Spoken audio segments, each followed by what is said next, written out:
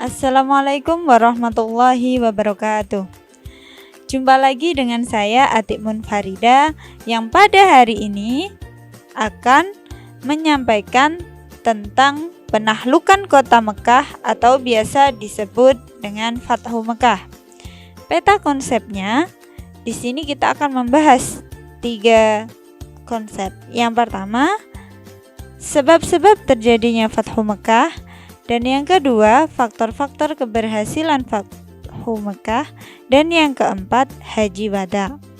Nah, mari kita bahas tentang sebab-sebab terjadinya Fathu Mekah.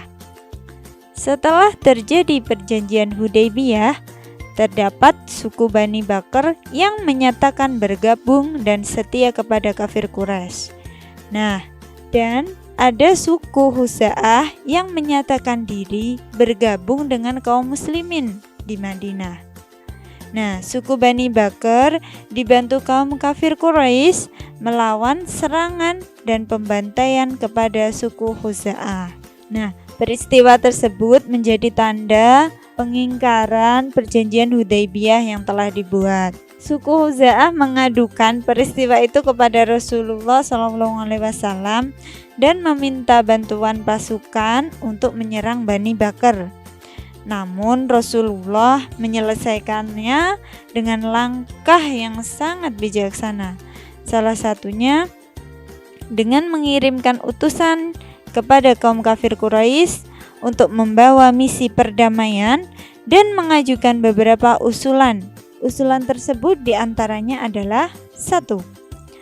Orang Quraisy harus menghentikan persekutuan dengan Bani Bakr. 2.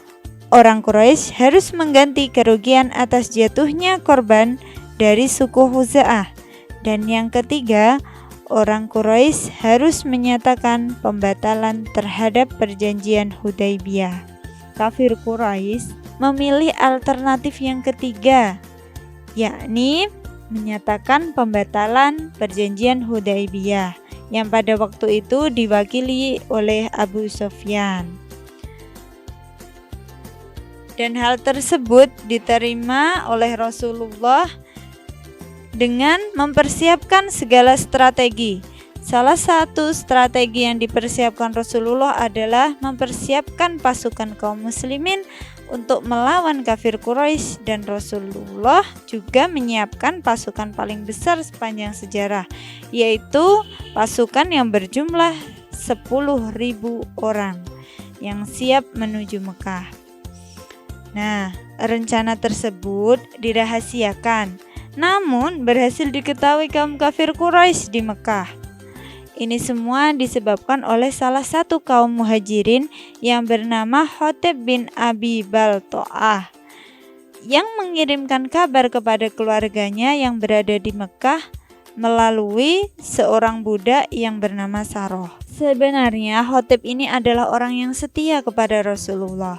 Akan tetapi nalurinya merasa kasihan dengan saudara-saudaranya yang berada di Mekah. Ia juga tidak menginginkan kota kelahirannya hancur dengan alasan tersebut. Maka Rasulullah dan para sahabatnya memaafkan kesalahannya sahabat Hatib ini. Langkah selanjutnya, Rasulullah menjelaskan kepada kaum muslimin bahwa tujuan Rasulullah mengumpulkan pasukan bukanlah untuk memerangi kafir Quraisy, tetapi untuk menakut-nakuti serta memberikan peringatan dan penjelasan kepada kafir Quraisy bahwa Islam telah berkembang dengan pesat. Nah, strategi yang dilakukan Rasulullah yakni membagi pasukan menjadi 4 bagian.